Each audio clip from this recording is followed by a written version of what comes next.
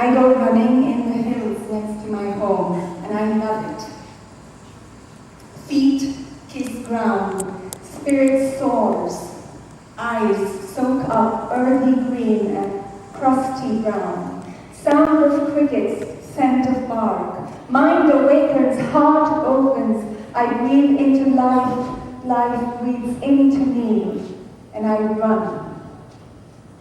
Running keeps me going, even on days when I feel like the sun has forgotten to rise. It's been a couple of years now since I started running. But before that, for the longest time, without me even realizing, my mind had constantly been on the run.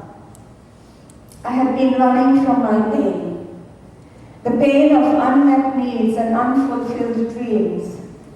I had been running from my own humanness, trying to get rid of my brokenness. Pain is something we all know. It's part of being human. It's unpleasant, it's uncomfortable, it's hard. Our brains are wired to resist pain. Add to that the postmodern pressure of having to be happy and flawless all the time. In the name of being strong and positive and productive, we are asked to either ignore or transcend our difficult emotions. But denying pain doesn't make it go away. Unresolved emotional pain reappears in the disguise of fear, anxiety, lack of self-worth, overconfidence, perfectionism, busyness, anger. Constantly turning away from the small and big pains we inevitably feel comes at a huge cost. Bitterness, cynicism, insensitivity, addiction, consumerism, violence is the price we, as a society, pay for stigmatizing our humanness and promoting the false belief that an absolutely pain-free existence is possible. Global stats show that alcohol addiction is the cause for 1 in every 20 deaths.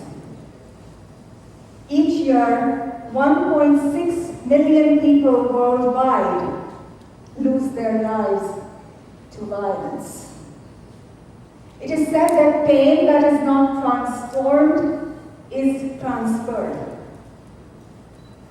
Unfelt and unacknowledged pain is unlikely to be transformed.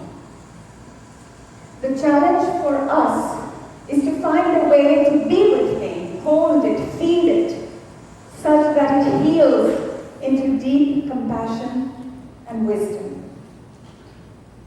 What would happen if we stopped running from our pain and paid attention to it?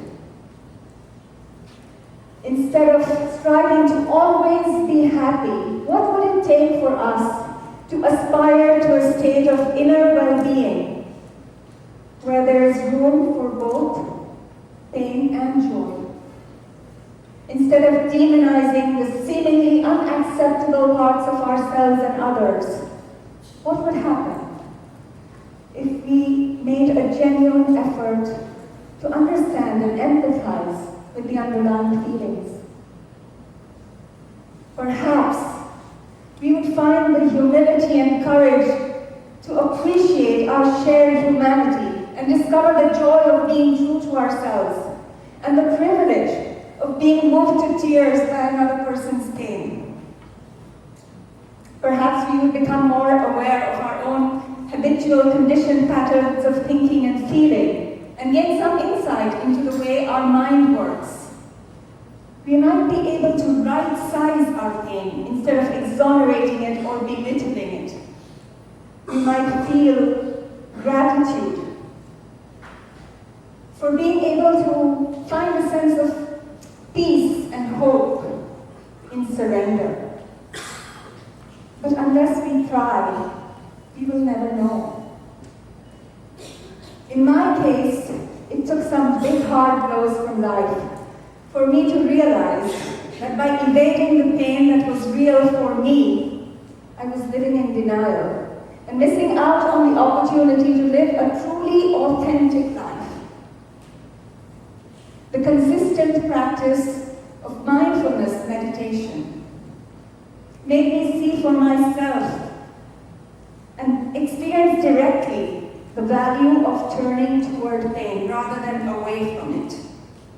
I know now that I have the ability to stop running and pause. I have the choice to stay and calmly look my pain in the eye and say, yes, I see you. As I offer kindness to my pain, I become less resistant to it. I soften.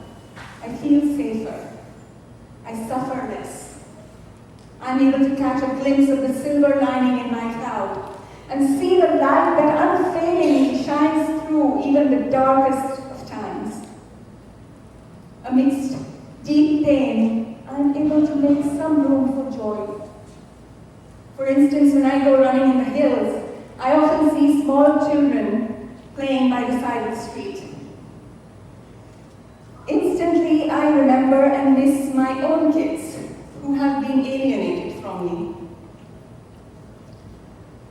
As I learn to allow and acknowledge the pain of separation, I'm also able to allow and appreciate the delight in exchanging smiles and high fives and flying kisses with those little boys and girls. Pain is sacred. It's a teacher.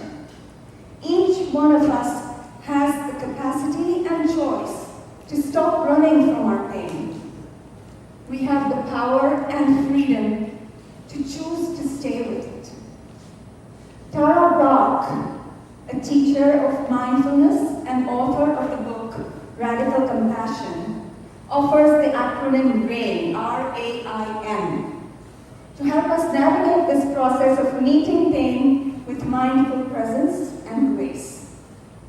The R in RAIN stands for recognizing what's going on, recognizing the feeling that's arising. To do that, we need to pause, turn inward, and pay attention.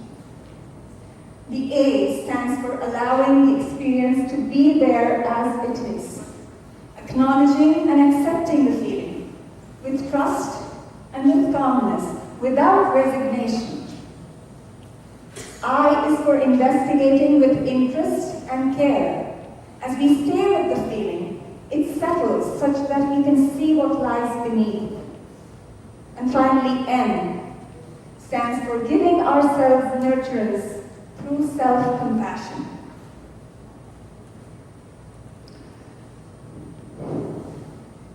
This is just one of the many ways in which we can relate to our pain with mindfulness and heartfulness. Let me give you a small example of my own experience.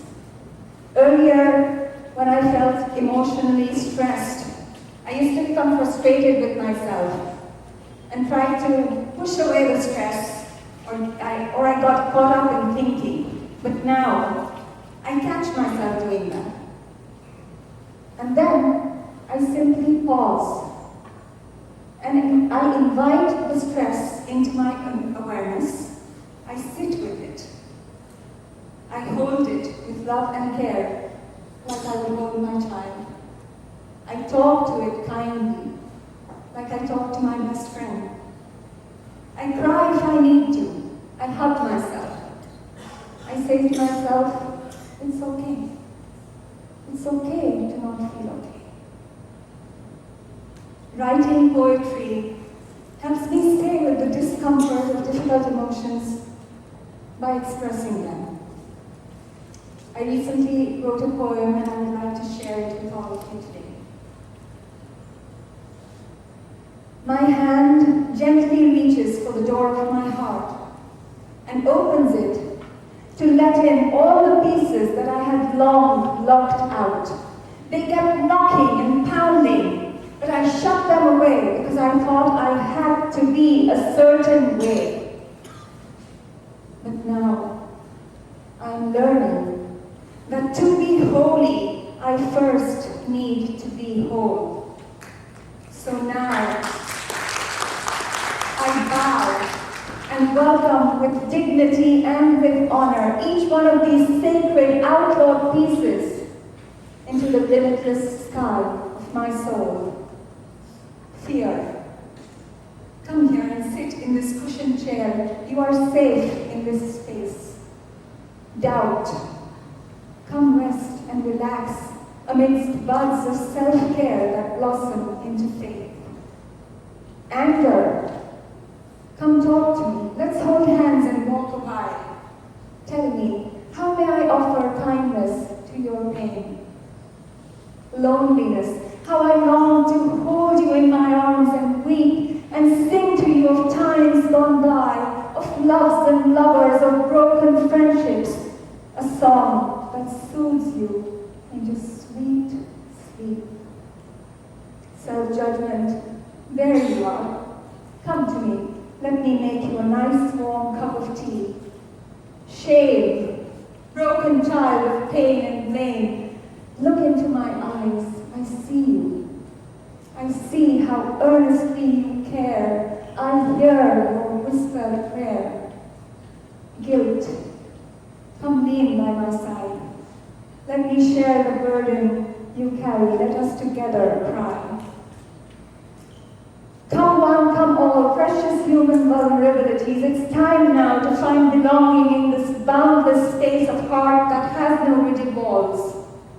It's time for you to be held by humble reverence, to be felt with tender deference, to melt into deep acceptance. It's time for us to celebrate the promise of grace, to embrace the beauty of night, the loveliness of light. Above all, to know the simplicity of this truth. Here, none are not invited. Here, all are free.